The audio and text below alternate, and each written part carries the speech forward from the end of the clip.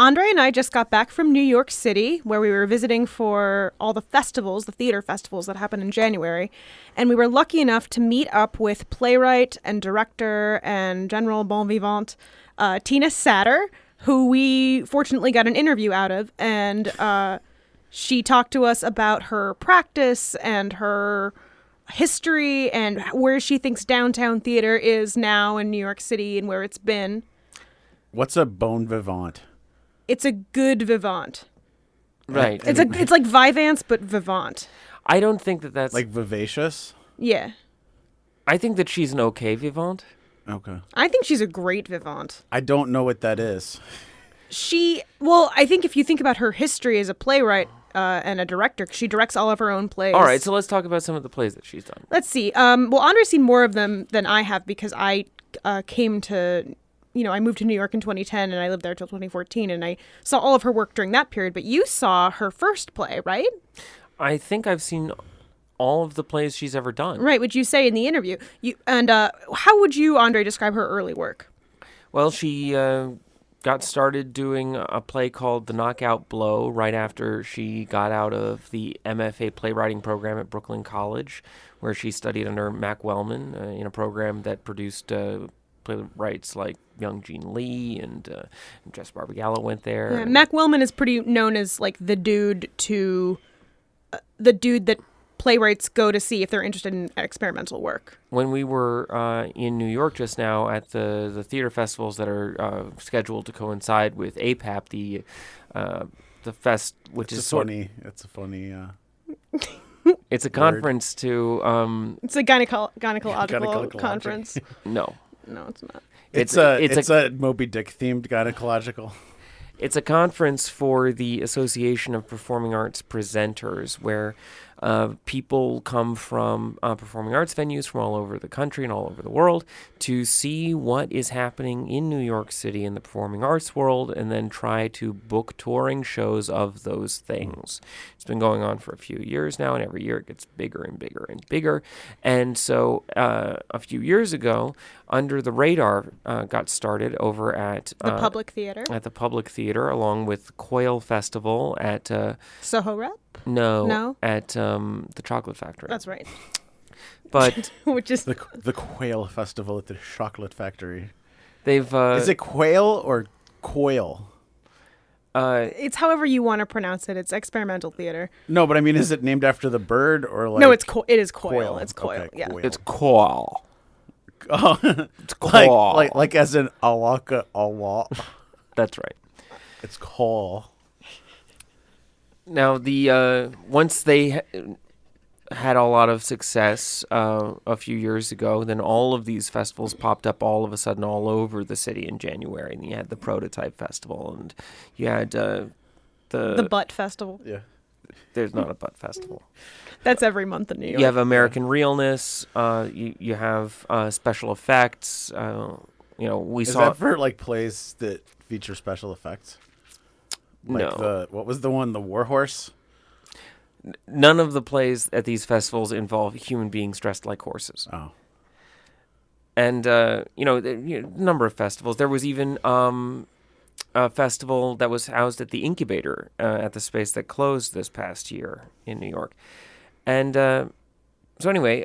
is it me or places that have, like, Incubate always closing in their name? Like, well, everything's there always was, like, closing an Incubate or something in Chicago that was some kind of thing. Yeah. I guess the U of C Incubator is not going to close. It's just that arts organizations are closing all the time because no one supports the arts. But anyway, André, we're trying to contextualize Tina. So they're not very good at funding the arts either. Yes, exactly. The theater festivals that are happening in New York, now there's a half dozen. I expect next year to be 30 or 40. Pretty much all of the New York-based performers who are performing there have some sort of connection to the MFA playwriting program at Brooklyn College in one way or another. And so Tina Satter, produced a show, Knockout Blow, sort of a combination of musical numbers and weird poetry and funny costumes and sketch comedy. And she frequently features like a sort of like adolescent lingo or like little girl talk. Well, she has the people that work an aesthetic in her her theater company, Julia Stern-Frist, Eliza Bent, Jess Barbagallo, who we mentioned, Chris Jarmo often collaborates with them. And these people are usually working in all of her plays and creating a lot of work that, as Eleanor, as you were saying, typically includes a lot of young women themes. And New England has a comment as like a sort of metaphor for adolescence. Sort of comes about as an environment that her plays work in. She is very interested in poetry, a la Mac Wellman. Mac Wellman is also a poet, along with being a playwright. There's a certain sort of ethereal quality to some of her work, but also very funny. The creation of artificial or non-artificial families. Yeah. Schools, queer themes. High schools, queerness, lesbian relationships. All female a spaces. smorgasbord. Yes, a smorgasbord of lesbianism. Yes, and among other things. Among other Set things. against a crisp main backdrop. It seems like if there's one thing that they all have in common, it's teenage girls talking about their feelings in a way that doesn't create any kind of literally coherent narrative. Yeah, I mean there's narrative in it in her work, but it's not always as traditional or modernist as other plays would be. It's very much interested in tone. Sort of like a lot of her stuff is mostly tone pieces and interested in creating a rhythm or a melody or a language that's very feminine. And Now, you see, I wonder about this idea about tone.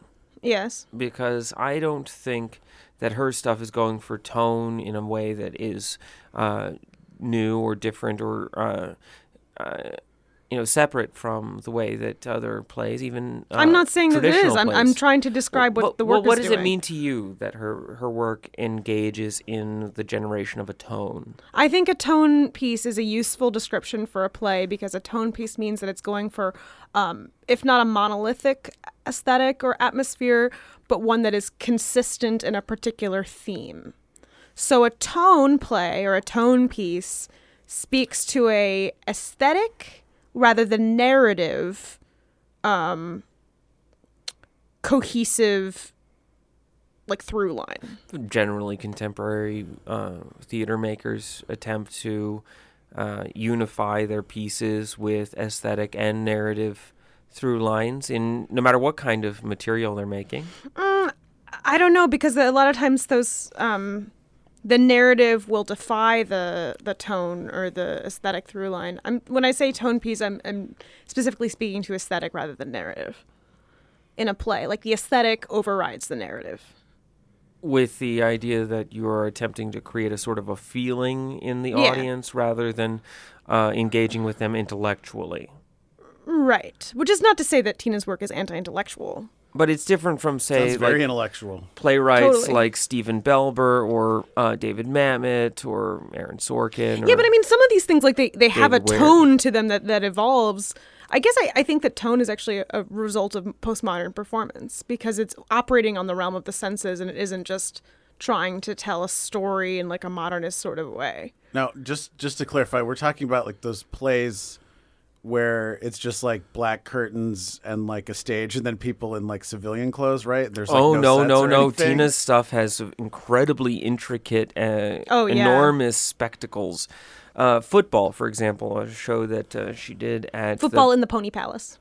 In the Bushwick Star in January of 2011, I want to say. Yeah. Was included football choreography by William Burke. Everybody's wearing football costumes. Like foosball or like American football. American football. And they're, they put artificial turf down on the field. It's great. There's an enormous, there's a full-size marching band there on the stage performing Rolling Stones and Lady Gaga songs as the score for the piece.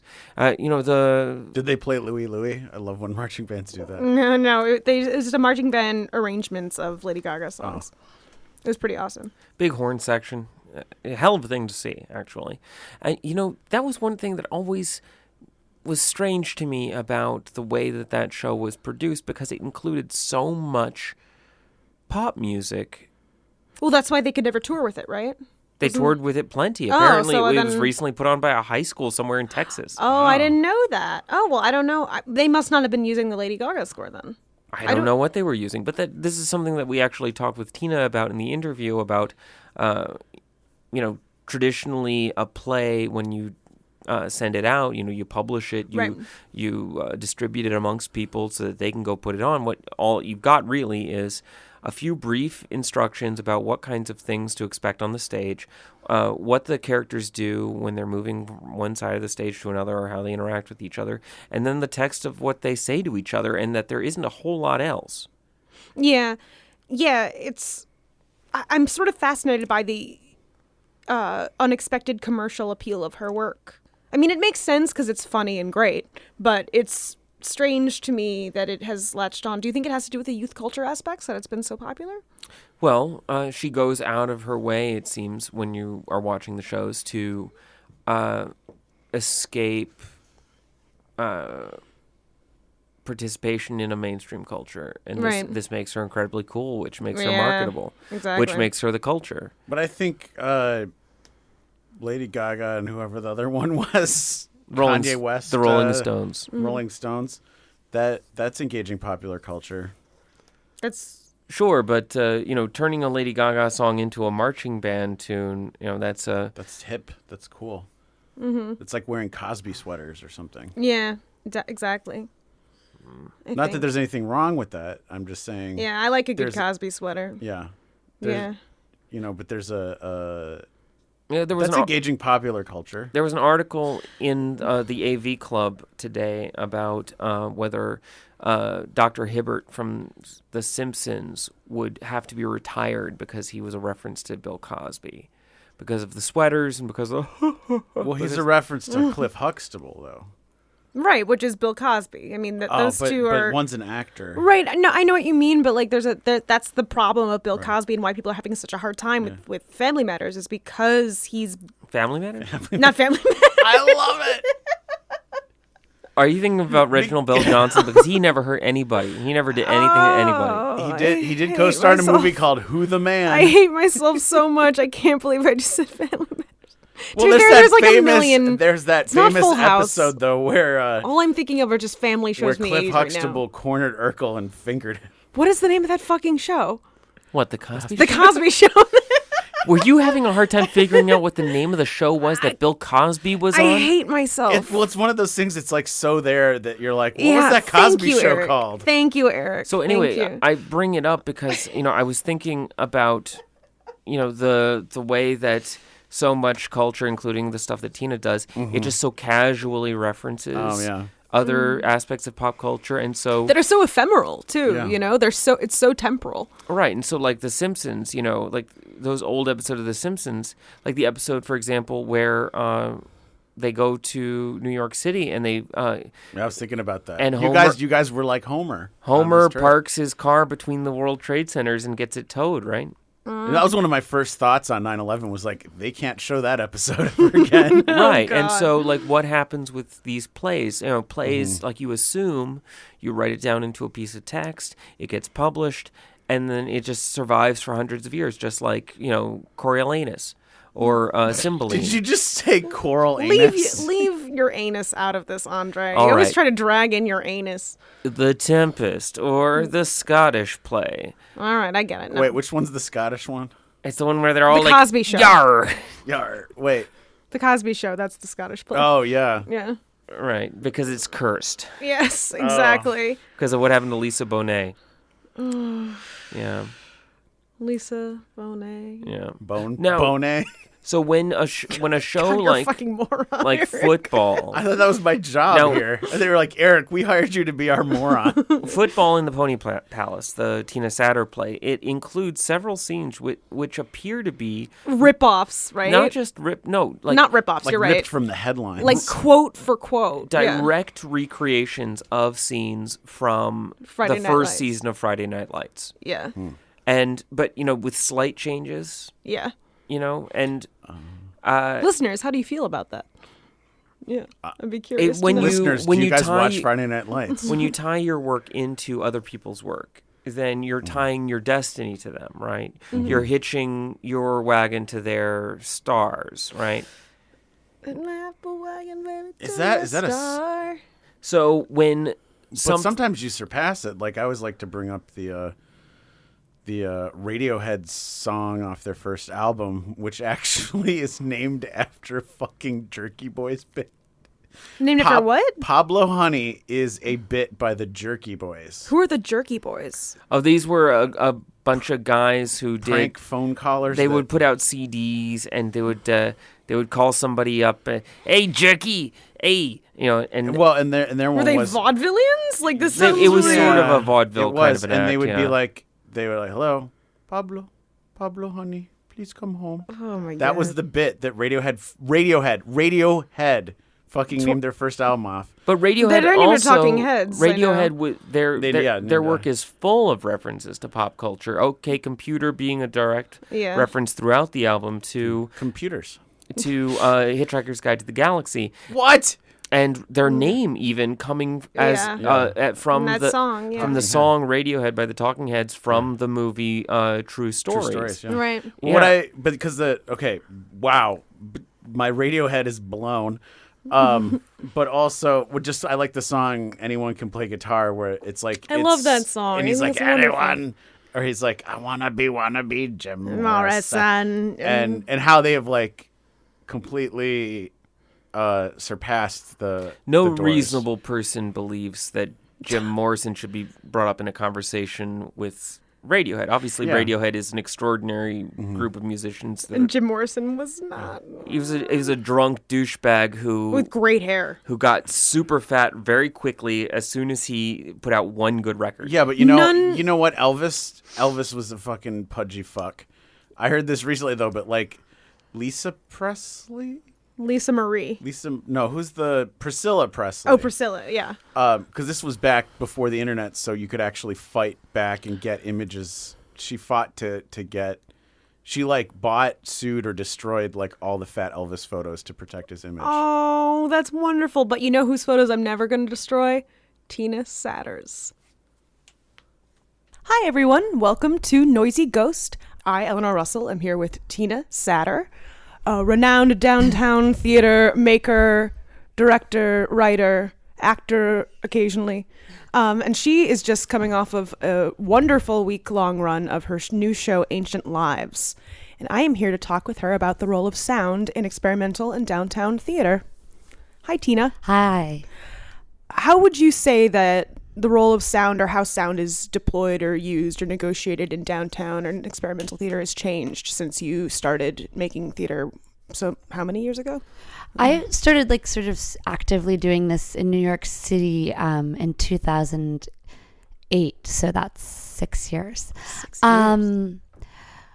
Well, I'm not totally sure because how to answer that, but I think that I've always been really interested in having a musical score and of course work in every show I've made with the composer and sound designer Chris Giarmo. So it's a really big element of my work and usually from more of a musical idiom, but we've gotten more into a concept of sound design, I think, in our work. But I say that because that's made me pay more attention now to sound in other people's shows. But I don't know if I can totally speak to a trajectory, but I mean, there's I think that notable sound contrasts are in elevator repair services work. Mm-hmm. They have those really talented sound guys like Ben Williams, and John Collins was the sound designer at the Wooster Group for 8 years. So they have this really they're deep into sound, and they use it sort of in a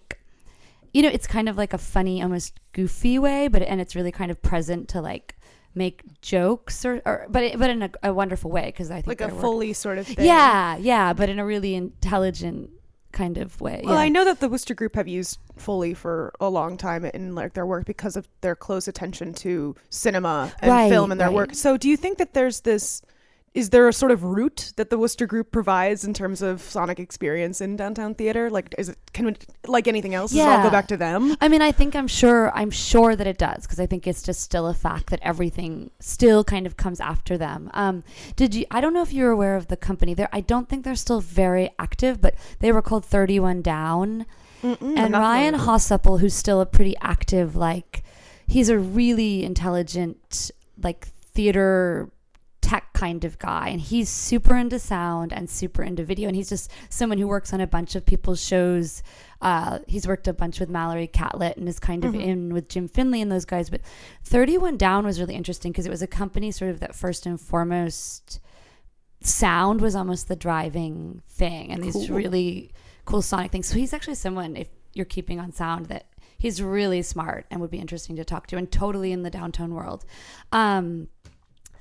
So I remember they were around like the last 6 or 7 years, and I think are on a little bit of a hiatus or something. But I remember first learning, when I learned of them, they felt like they were doing something different by privileging the sound design to lead the show. Because I think like Worcester Group, that cinematic element, it's folded in, like really layered in with everything else. Yeah, I mean, I think I pay so much attention to sound, and I think, you know, there's like an element where it's like, I mean, I think of our work in particular, it's like sort of almost unfolds like musically or poetically or dance driven. So the score the sound design has a very particular element in that versus shows where it's bolstering narrative in a more square or traditional way. Can I make an observation actually? Sure. I find that I think in the Worcester Group seems to approach sound, like I said, cinematically in a way that like sort of reaffirms this idea that sound design is like a cinematic thing and not necessarily constitutive or like native to theater. And I think that your work sort of challenges that like position of the Worcester Group, where like I see like the way you use music and musicality, although in Ancient Lives I found there was actually like a lot more soundy sort of like M83 music-y things happening in there. And you sort of it's very theatrical, like even when you have video like you did in Ancient Lives, the sound is not part of the video. The sound is part of this like this theatrical world of daydreams and fantasies and worries, you know, that's part of this like childhood aesthetic and New England aesthetic. So I'm sort of like wondering now about like this whole Worcester Group origin story, and if it really makes sense even, or if it's just constantly, or if it is has the primacy, but it's in the origin story, but you're just challenging it. I mean, I think in like even the tangible ways that like, I mean, and I don't totally know this, so you might know, or other, but I mean, I'm sure they're one of the first companies to have the sound guy basically sitting there where you saw him work. I mean, their tech people became really present, and I think that's a super interesting idea, where on Broadway and all that stuff, traditionally it's hidden, and they made it like, here you're watching the guys in their t-shirts. Exposed the ontology of the whole apparatus. Yeah, and not just, I mean, I was going to say DJ the show, it's more than that, but there's like that element. And I think that it also made that stuff, I mean, I think to certain people seem really cool too, which is just a funny thing to consider around those elements, where they're not just weird designers, but they're like these kind of like rock star techies or something. There is like that aesthetic of coolness that plays out through sound, and I feel like in your shows there's definitely like a coolness aesthetic that plays out sonically, mostly because from what I can tell, Chris Jarmo's a really talented designer. He's really good at writing music, but it's not like that sort of like too hip, like hip, like it's cool in that it's beautiful and it's true. It's not like cool and hip, you know. We've worked really hard. I mean, one thing I think, and I think it has different levels that it's been successful or not to viewers, but worked really hard to not make that stuff. I mean, nothing is ever put in just to be there ever. I mean, and that's why it was it's never arbitrary. Yeah, especially, I mean, it's a separate convo, but using video in this new show was something that really organically came to the project. And with sound, I mean, I'm so interested in sound, but it's not like, what's the sound element going to be for this? It's like, oh, this sound element needs to be in here, if you know the difference, you know what I mean? And constantly working to not make it seem like Chris is just a cool guy at the stage. I mean, obviously he's dressed in a giant furry badger costume, which was dramaturgical, and to sort of always cut down that tech guys at the side of the stage, because I just feel like that's seen a lot, and I think it frames work in a certain way. And I love Worcester Group work and I love ERS work, but I want to like deconstruct a little bit the way we have thought of how such present sound is used. So yeah, and make it not such an institution, you know? Or Yeah. yeah. And back to what I think something you said that I really appreciate hearing and feel happy about, that it's so woven in to the piece and the moods of the piece, and is creating the like sort of intangible narratives I'm really interested in a really big way. So Yeah. The narrative element of your show, and I'm wondering about other shows too. Like you've mentioned a bunch of theaters and stuff. What else? What have you seen this season that sort of used sound in a way that you found particularly interesting, or even in like recent seasons? You know what a cool one to talk about is the one that Ryan Hossapple, who I referenced, worked on. Mallory Catlett's show. It might be called This Is the End, and it was at the Chocolate Factory. It was an amazing meditation and like Uncle Vanya sort of thing, and she used actors in their 70s. It was incredible, but I mean the set was amazing. You really should look this up. But it was live scored by like this weird sound DJ in the middle of the thing, like playing off video. I mean, it was super. I mean, I actually haven't seen anything quite like it, because he was like, it was almost like he was in the middle of a party DJing with really cool video effects, but it was so much richer and actually smaller than that, and then was being complemented by this like abstracted but really potent and emotionally real acting by these actors in their 70s who were playing playing all those actors. So that was one of the more notable, now that you asked that, more notable sound things I've definitely seen in the past year. Yeah, I mean, I think, and then, this is a whole different thing, but Dave Malloy's Ghost Quartet is an incredibly special piece, and it's a musical piece. So I don't know, that has its own thing, of course, but that was really special. Cool. André, you look like you were about to say something. André Kello is also here in the studio, everybody. Yeah, hi, everybody. I have been watching your work for as long as I've been aware that you were making work. I think the first time I saw something that you made was a video that you made of Jess Barbagallo wearing a werewolf costume with a wig. Yes. I think no werewolf costume, but that black wig. Yeah. Yeah, that was probably right. And it was a piece that eventually got turned into your first stage piece here in New York, which was the Knockout Blow. Yes. That was performed at Hero Art Center, I think. We first did it on what was still the Ontological Hysteric. It wasn't the Incubator Arts yet. And then had a second run at here. Right. Now, a lot of the way that people talk about, how experimental theater in New York is related to like the larger history of theater, people often talk about the poor theater, right? Jerzy Grotowski, and the idea that the important thing isn't putting on an extraordinary spectacle where you're creating all of this fireworks and big dance numbers and whatever, but to get at something that's sort of magical and transformative, and possibly that you have an easier time in a space that's poor, right? Less sophisticated. Now, Poor. Yes.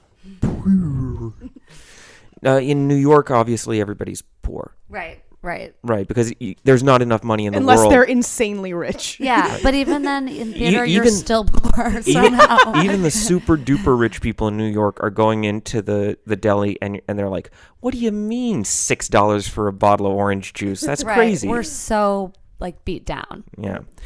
Now, how does that make you feel about the way that technology is used? Because technology costs a lot of money. Yeah, I mean that's a very interesting question, I think. I mean, sort of to anecdotally talk about it in relation to this recent show where we use more technology than we ever have and are at the kitchen, which is this really technology equipped space, actually, is because that wasn't originally when it was in Soho. I mean, it was just a loft. Really a fascinating trajectory of the kitchen too. What its roots were to what it's become, which I still think actually its heartbeat is those roots. So it's been really interesting working in there and sussing out the sort of space it's in. But clearly I'm still interested in a pretty awkward, or at least in this show for sure, still kind of an awkward space and a sort of let's make the show look and feel. It's still a pretty raw, but I mean, I think it's an elegant and beautiful set that Andrea Mincik made, but it's designed to feel pretty raw. And because we were using technology and Chris is doing this incredible sound that it's a really sophisticated sound design actually, that he could speak to this, but like I am noticing it more and more, which is like certain like chimes come out of this speaker. I mean, it's really like very highly designed of where the sound is coming from and the speakers in the room. But all that said, we purposefully built the show not using every single toy the kitchen had, like for a couple reasons. If the show has another life, most of the places we would go to wouldn't even have that stuff, and we can't afford to bring it. And it was still sort of an ethos of let's not just go crazy with all the, I mean, they have tons of video stuff that would even make what you saw look better and be easier. And we just purposefully really tightened down to like, we want to do this, but what's the simplest kind of lo-fi way we could do it? You know, I was actually talking with Aaron Mullen, Worcester Group stage manager Aaron Mullen, recently about this show, because specifically in regard to the video, right? Because you use the live video feed sometimes, and then other times you don't, but it'll like simulate a live video feed, and then other times you'll just have like I don't want to like just like still images, yes, you know, which is like. It was so like, even though you have all this stuff at your disposal, like you're saying, it like there's still just like still images of like baby raccoons. Right. Like that's like it's like you're explicitly going out of your way in order to like to not take advantage of it. So I noticed that for sure. Yeah, I mean, I felt was two reasons for me. Me and the video designer Alon Bakrak, who I think did an incredible job, but this was the first real video design he did at all for a theater and for a show of this scale. But like, we didn't know, I didn't want to push beyond what we thought we could do. And I also wanted it to feel not dumb, but be sort of simple in its, like it was like a dramaturgical reason to feel like it was the brain wave. Did you have a dramaturg, or you're just saying you dramaturg the show? Yeah, okay. Yeah, I mean, kind of it becomes a group dramaturgy, and there's other, right. But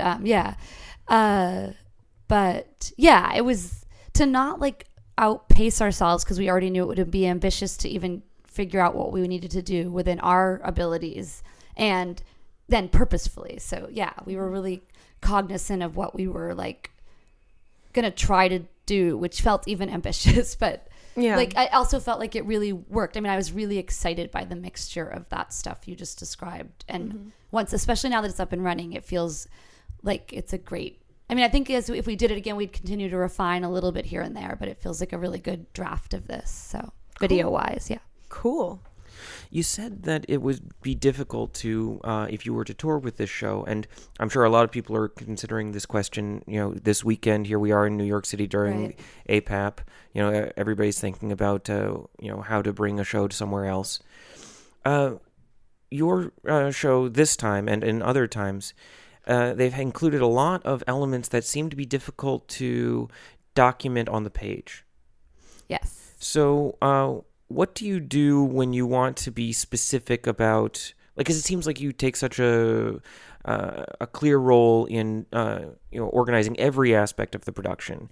Do you imagine that if somebody else were to put this show on, that you would have to take extraordinary measures in order to communicate to them what you wanted with the original?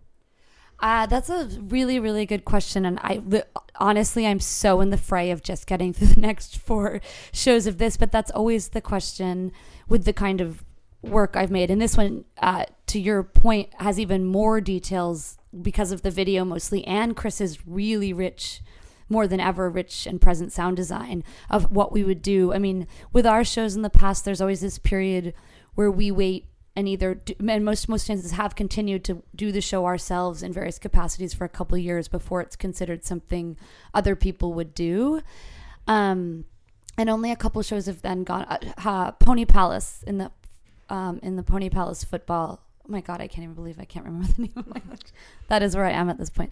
Has had other productions, and so yeah, it's just a kind of like where we were not involved at all, and it's just I gave really specific notes on the feeling of the music, but we decided in that instance to not micromanage exactly that the music be what we had made with it, and it felt like for that show that was fine as long as it had this feeling that we wrote out in some notes. This one, I can't even tell you yet what we'll decide if and when it gets to the point where we're like, here's how we describe how it should be done, like if we'd be specific about sound and video and that the set actually looked like this. don't know yet how we'll do that. So. In the book of Seagull Thinking of You that was published in 2013? January 2014, actually. January 2014. There are a lot of really beautiful, specific instructions about things like stage direction, and you even included makeup sketches that were originally created for the productions that you did. But, for example, the video that's used of the skateboarding. Right. Now, that isn't documented with nearly the kind of precision as the some of the other elements of the way that you would talk about the way that somebody moves their hand across somebody else's face, but then other elements may be left out altogether. Yeah, that's a really, really, really good point. Actually, right now I'm like conceiving of the first time that we didn't really deal with that video. So, it's crazy when you go to like even now with Ancient Lives, which we're in the middle of. So we get these requests, the people that are going to come review often want a script. That script is such an insane mess right now because we've literally been changing lines through Wednesday night. Like after Monday and Tuesday, we had rehearsals all day before the shows and we're continuing to change. So these things are so dynamic. And definitely other stage directions. So it's really dynamic through the premiere of the show. And then even after that, then I'm kind of move on to the next project. And then something comes up where someone else wants a script or that amazing opportunity to publish those. And I return to cleaning them up. And it always feels like I still don't know that I'm doing it thoroughly enough or exactly I don't think I've refined totally what my approach is to like documenting these plays in that way. And so it's really interesting to consider that. And there's so many interesting ways people are now capturing non-traditional plays on the page. I think it's a really cool dynamic spot now with the publishers like 53rd State Press and other places publishing works by people like Nature Theater and Big Dance that don't read as straight narrative texts. And how do you capture what the energy or feeling or ideas were? Well, it seems like, there's that whole from page to stage thing, except I guess you do from stage to page. And I wanted to think about that in that super cheesy segue because I'm curious about the role of poetry in your work and how poetry is, as a style of writing, necessarily more variable and negotiable in terms of its existence. Is it do you speak it? Is it a power of elocution? And I'm curious about how poetry and the words themselves and the way the actors say the lines and the phonic qualities, the sonic qualities of the words themselves, how they become a sort of other kind of sound design within the show. Yeah, that's a really smart, interesting thing you're saying, phonic, sonic stuff with the plays, because you guys are making me think of even so much stuff around documenting these or considering them if it gets there where other people want to do these plays, but which would be a little bit down the road. But for instance, Seagull, which had some pretty specific stage directions, as André alluded to, or sort of poetic stage directions to capture what the scene where they speak all in Russian should do rhythmically and stuff, but in fake Russian. Yeah, in fake Russian. But I don't talk about the very specific way those actors I worked with for a year and a half on that project were directed to deliver this kind of poetic line. And it was, directed to be very presentational and cut against it. And I went to a school that had me come as a guest artist, which was amazing. But they had as part of this day of work that they did, and it was open to people on campus, they presented a scene from Seagull.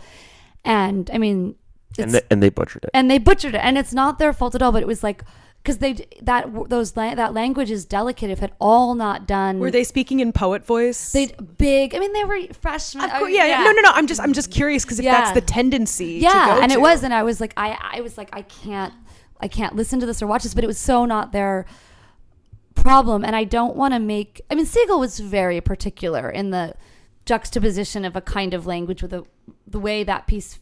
The energy of it in its final form, directed by me, was so, very specifically paced and highly directed. And I think purposefully the next two shows I made were a little less like that. I think Ancient Lives is a super hard show because even for the actors who I'm working with it on now, because of balancing out these quotes and the poetics and the teen speak and the TV movie language, but I think even within that, there's a little more breathing room than there was in Seagull, where you could play around with it a little more and not maybe kill it without knowing exactly like when to turn your head and how many pauses to have between each line, and not to put anything on it, which was the necessary like quality to get the words to sound right in Seagull. Yeah. All right. But that's specific to Seagull and not necessarily to... I think it was highly specific to Seagull. I do think you're calling out something that's probably pretty important to all the shows I've made so far. I just feel like there's such like a...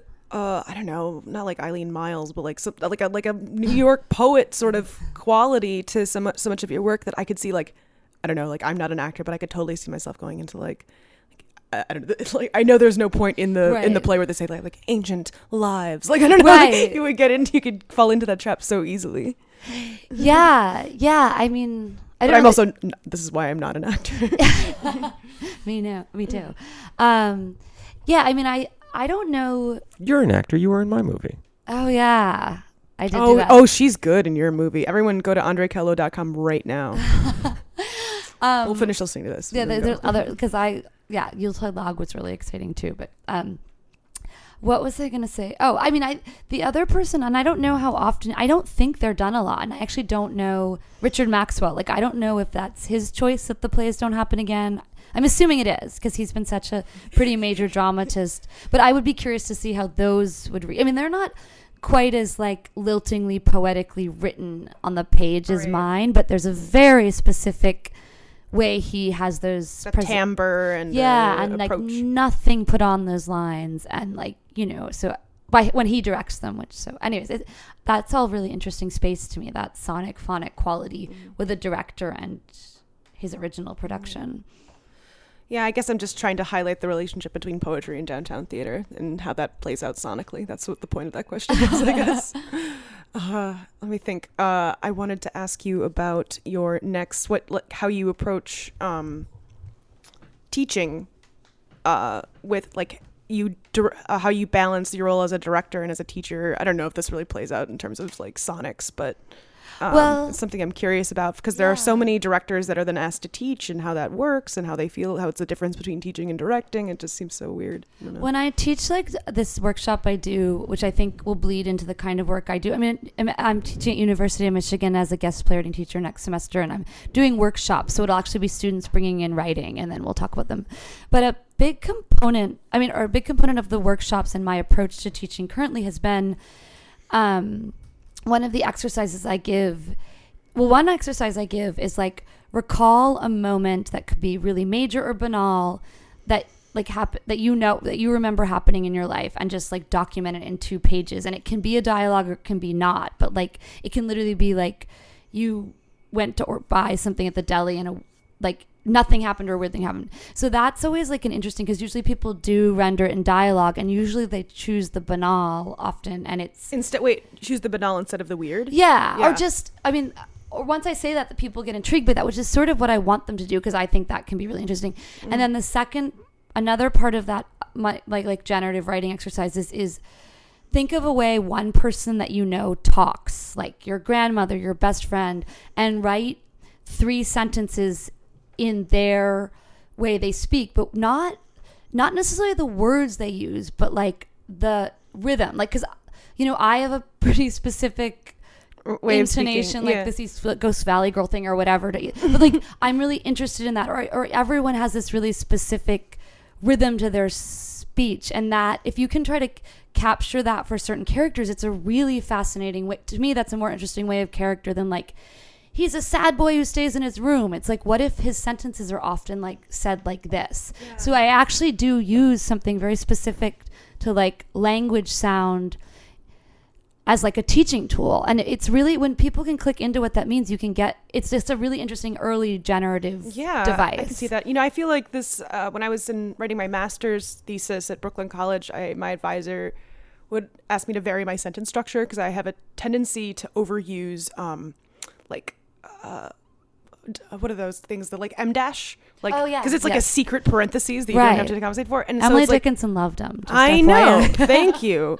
Emily Dickinson, who you used text in from your show, And like, but so it's like long sentence, short sentence, long sentence, short sentence. And it's like, it's so not organic. It's not anything like that. So I'm interested to see how you can adapt like that sort of like rhythm quality to like other forms of writing. Well, if you can choose, like the purpose of that, my exercise is almost to be arrhythmic. Like if you take one person, I mean, it doesn't even have to be applied so directly that this character is always going to use the way your grandmother drew out vowels, but like it just opens you up as a writer to conceive of other people and not other just characters. basing it directly on what the words are or what their psychological character is, but like building but it's I mean, I was talking about that with Richard Maxwell, and he was like, if you figure out the secret to getting actors to do that, let me know, because I'm dying to figure out. And I was like, yeah, I don't know. Actually, on stage, it's not a practice, but for me that I can totally push. But it's something I was using as a generative writing thing, and it was kind of effective in some of the workshops I did. That makes a lot of sense to me. What do you think? I'm interested to know, now, from what I recall, I got the chance last year to visit the kitchen when you had an open rehearsal for Ancient Lives. And it was really interesting to see you working. And it seemed that you were, and I think that you've talked about this, you had started with the text of Romeo and Juliet. Is that right? That was a very early text. Yeah, before I really knew what this project would be at all, that we were playing around with, yes. And eventually you incorporated The Crucible and, as we said, Emily Dickinson, and then also dialogue that you had written and a narrative that you created based around what exactly? And the other text that's in there that is not mine or that's like kind of in there, or I'm playing off as our 17th century captivity narratives, because I think they're really interesting. Once I had the Romeo and Juliet and we were filming the actors saying it in the early residencies just for our own documentation, I got the really dumb idea that, like, oh, they have a TV station, because there was something, so we were filming ourselves doing it. So then I had this idea. But I liked them doing the Romeo and Juliet, but I definitely didn't want to use too much of it or do any sort of like Romeo and Juliet the way I had done The Seagull. So it was taking these texts I was interested in and like really in a sort of to me it feels obvious, but like I would make these group of people who set up a TV station, but that were inspired by and drew on these texts. And then I was like, oh, it's these students and they have this teacher. So my interest in those texts led to me finding a way to have a container where some of that language could be in the play, and be in it in a sort of plot way where it's not just alluded. Like there's the idea that they use these texts as like inspiration or as fodder. So then it's important that The Crucible and Romeo and Juliet, that these are plays that high school kids read. I mean, yeah, yeah, and I didn't even think of it that way at all, but it totally works that they're, I mean, that is what they are, so it's yeah. Wait, can you tell me more about 17th century captivity narratives and how that is a thing? Well, it came from so I was, I had the Romeo and Juliet, which was very lightly in there, and for a time not even really in there, but we returned it. I was really interested in the nurse character, and then afterwards working on this, I reread The Crucible. And that was like, oh my God, come on, it has to be in there. It's like, it's so obviously and dumb that it's in there, but it's perfect because I wanted this dark kind of, and I was rereading those courtroom scenes. They're just so dark, blunt language. Yeah. It's actually hilarious, obviously. Yeah. But anyway, somewhere along the lines of me knowing, this point, the show was way back. This is like a year or so ago. It's like, oh, it's going to be cheerleaders in the woods and blah, blah, blah. And Jess Barbagallo, who is an amazing performer that I work with and an amazing writer and essayist and just, I think a really, really important thinker and artist in our world. And again, one of my main collaborators, but they recommended to me this book called My Emily Dickinson by the essayist Susan Howe. Yes. I've read that. So that's where they're from. Okay. So then I was like, and it was one of those things you come across that like brings all your ideas. You're like, yes, this is like poetry and feminism and like people who are secluded out in the woods, because there's all this talk of the woods in that book. Mm-hmm. And because she was talking how Emily would have indirectly known of captivity narratives or directly. So anyways, it all comes from that book, which I just highly recommend. So I love talking about it because it's a great book. And I love thinking about your piece, especially like in terms of the woods as this atmosphere, as a companion piece to the current monstrosity it's on cinema screens right now, Into the Woods. Like, this is really funny. Really like to think about that a lot. Honestly, I was thinking about that actively as I was watching the show. So do you think that, like, in terms of the sound design of Ancient Lives and of your other shows, the role of the woods, or like as a space, or like wherever Seagull was, where was Seagull? Seagull was like supposed to be inside a snow globe. Oh, that's right. It was inside of a snow globe. And I mean, very conceptually, no one. Yeah, right.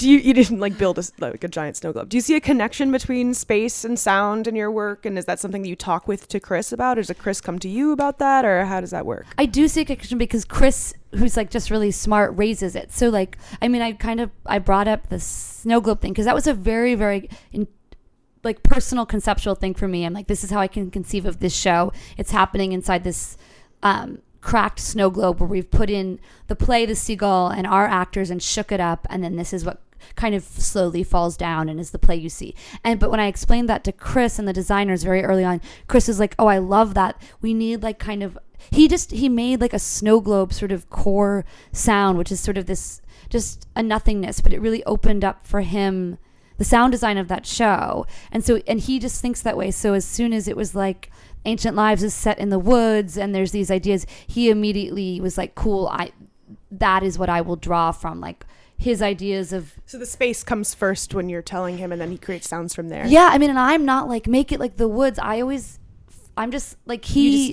really clicks into like, or really small things I'll say that are usually things I am telling myself to keep myself on track with what the idea is, because often they are a bit insane what the leaps I'm trying to make within them. And so I'm like, okay, remember that it's about teen movies and the woods and this. But when I can't even think of a really good example, but I'll give some weird specific note to myself or to the actors, and Chris will hear it and be like, oh, that's what you mean, that. And yeah, I see he'll really draw from like sort of a conceptual nugget that has nothing to do in my mind with sound, and then but of course then becomes a really important sinew of the sound. Everything about your process seems to me very environmental and very concerned with a particular milieu of people. You work again with the same people over and over again. It becomes sort of and some of that insularity comes out in the piece in a really beautiful, intimate, special way. But I'm curious if you ever see like sort of the pitfalls of approach like that, or is like all art has to be made in this tiny enclave, or do you ever like think that you need to take a step back and like look outward ever?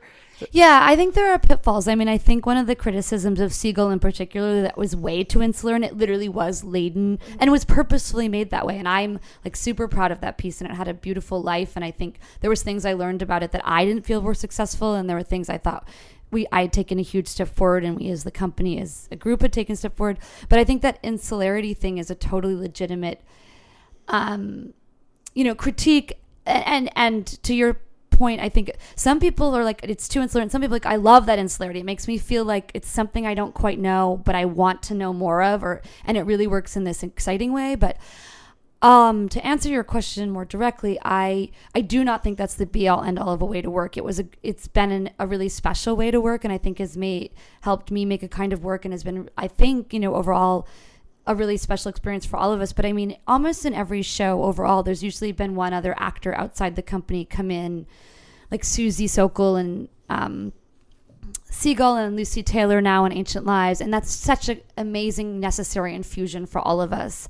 And then in my show, in between Seagull and Ancient Lives, was House of Dance, and Jess Barbagalla was the only half-straddle actor I worked with, and it felt like a really good step. And I'll just say, I love working with those people, and they all do other amazing projects of their own and with other directors and other work and other music. But I think at a certain point it can get that I work such a specific way that you have to sort of continue to push yourselves to grow within that. Like that they don't think that I always want slowness, because that's what we spent so long working on Seagull. And like now when I'm asking them to do something different in Ancient Lives, there's been a bit of a learning curve of like literally years of thinking I wanted a certain thing, and years of me thinking I wanted a certain thing, and us having some growing pains around this project, a little bit of like trying to have a slightly different kind of acting and a more rich on stage dynamic. And I think we've really pushed to it, and I think it's what makes the piece, when it clicks in, really work. But I think I'm in the middle of thinking about how you work with the same people over and over again, and for all of you, where the value in that, and having to keep it really fresh is, I think, really important, and maybe you do need to take breaks. I'm just wondering, because it's like, I mean, I don't think there's necessarily a problem with making work that's insular in the way that you make work, or even speaks to only only a particular audience. Like, also, I think there is a joy in being alienated sometimes, because especially when you go to see shows that are just all about you, whatever your core demographic is, or whatever, if you go to see, I don't know, even if you just are going to see elevator repair service shows all the time, there's a certain thing, there's a certain reach, and they're famous, so they're like more accessible, I guess, maybe to other people. But there's a certain joy in going to see a show and being like, I don't know what the fuck is going on. Like, I don't know who these people are. And even if you don't like that experience, I think it's really healthy to have it sometimes. Yeah, I completely do. And I think that's a huge problem with how we contextualize theater. Especially with regard to feminism. Yes, As like and the visual arts are so much more interesting overall to me than theater. Because you don't know what the fuck, is happening in a painting. It's this coded thing that you get let into. Or like Ryan Trecarton videos. Right. You don't know what's happening. And I love that. And it's this whole world created in visual art, the best visual art pieces that are not necessarily accessible. And to me, that space of not knowing or finding what you find in it is the whole fucking reason to see art. And so I totally get where it's just harder for people to see theater. And especially my theater does a hard thing where it gives you just enough to think you have should get something. it. Yeah, there's some characters and they're actually humans and they're saying things together sort of, but then it's often cutting itself or purposefully breaking down what it does. I mean, I think Ancient Lives less so, but Ancient Lives is still a really hard show. I realize that. But then again, that's what I want to see. Sometimes I also love really obvious stuff, and I love obvious TV. So, but then again, at the same time, there are certain like demographics or groups of people who don't get any representation on stage. Totally. And like that's something that we should be trying to combat, and like maybe we should stave against that insularity. Like I mean, I get why. Tina would want to work with people over and over again, especially with a method of working that's idiosyncratic, that's often associative, and when part of the most difficult aspect of the creating the work ends up being communicating with the people that you're working with, then building up long-term relationships. Right. It's invaluable. That's how I work too. But I get also Eleanor's issue of you have made work that has been incredibly inclusive when it comes to putting a ton of women on stage, and putting queer people on stage, but in general the New York downtown experimental theater economy, super white. It's incredibly white, and it's also it's not just the people on the stage, but the people in the audiences, because there is you have to really know where to look to find the show to go to, right? Yeah. There's not a ton of advertising. There's not. Oh, I see what you mean. There's not like a bunch of really good websites that tell you. There are you got Helen Shaw in Time Out magazine, CultureBot, Andy Horowitz, right? There are a few places, but you have to really know where to look. The culture isn't shoved down your throat like a lot of stuff is, like music being played on the radio or TV shows being advertised on giant posters in the subway.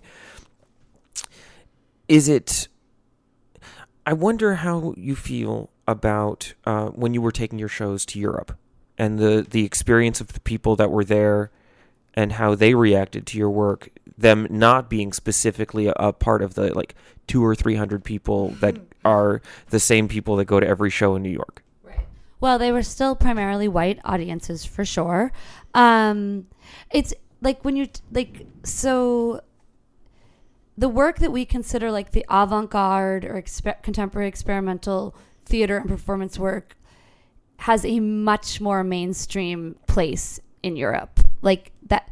So we bring a show like Seagull and into some small to medium sized French city, and they don't know who we are, but the show sells out 400 seat four shows because that population trusts this cool theater to go see this new experimental company from the United States. So that would just never happen here. Right.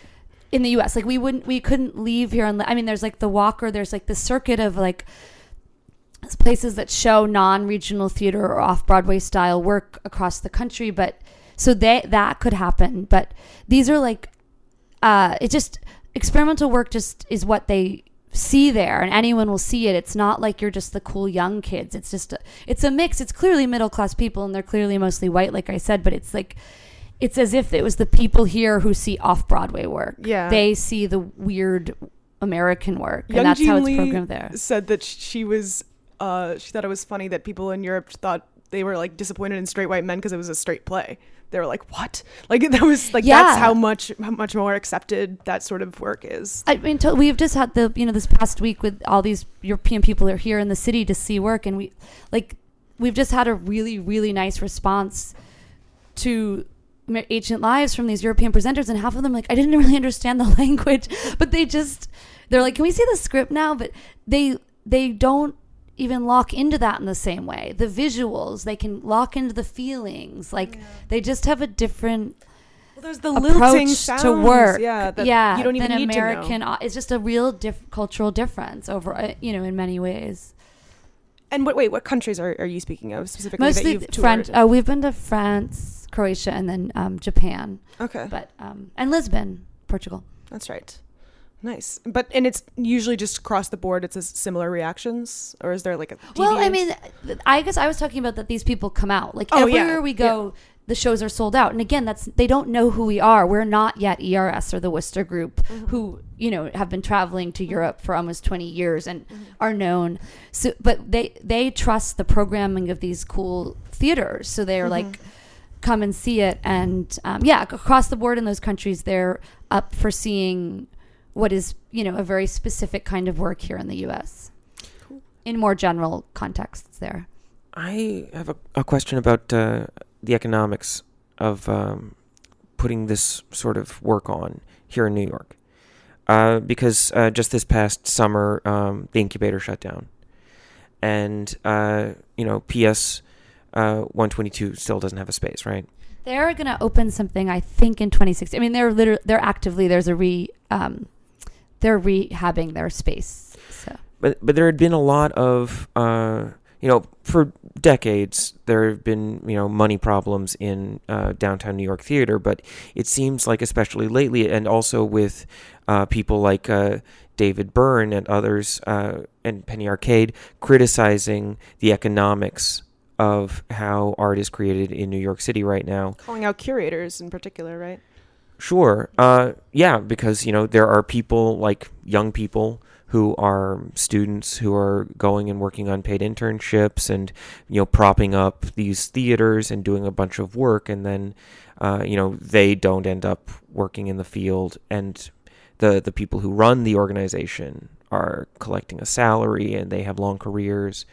I wonder how you feel about the larger sustainability of economics in the field that you're working in.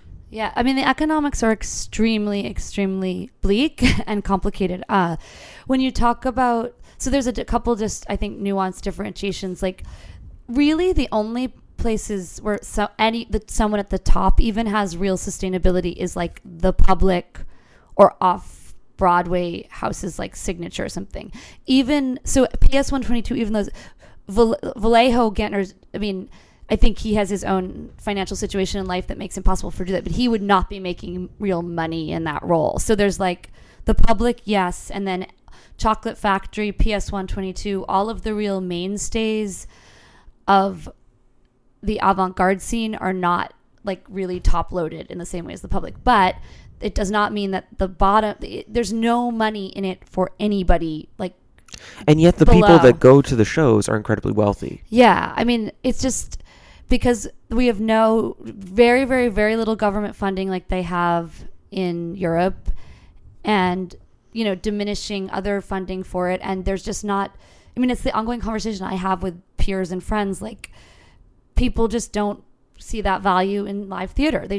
They'll pay a lot to produce movies, and they're just not. So our budgets are very, very small to make theater, with the exception of really big Broadway shows. So no one is making money on like downtown theater shows. It's not like the interns aren't getting paid, but the director is getting a ton of money. Most often, the director is actually probably not getting money during the run of the show. And I can speak to experience, like, because someone like young Gene or I, like, there's value we get from doing the show. So if we can get to a place where we don't have to be paid, we, like, it's just no one's But making institutions money. are getting value in that they're getting Yeah. brand I mean, it's a recognition. really- They're building up Right. like coolness. They get to call themselves the place that put on the cool shows, and that Right. helps them raise money. Yeah, but they're still desperate too. Like when you start doing it, you're like, why can't I get more from PS 122? And then you realize they're out hustling the exact same way we're hustling. They're hustling too to give their artists money. It's just the system is super depleted. And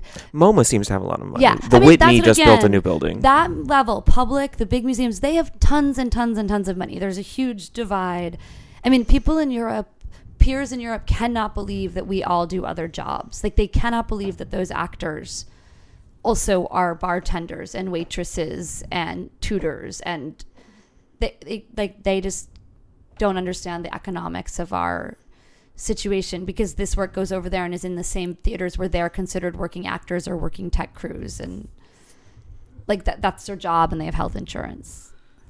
I have a hard time believing totally that there isn't someone out there making money, because I see that there are people. I mean, do they all just have like private? I mean, there must be a reason that there's nearly 10,000 people here in the city now for APAP, right? Yeah.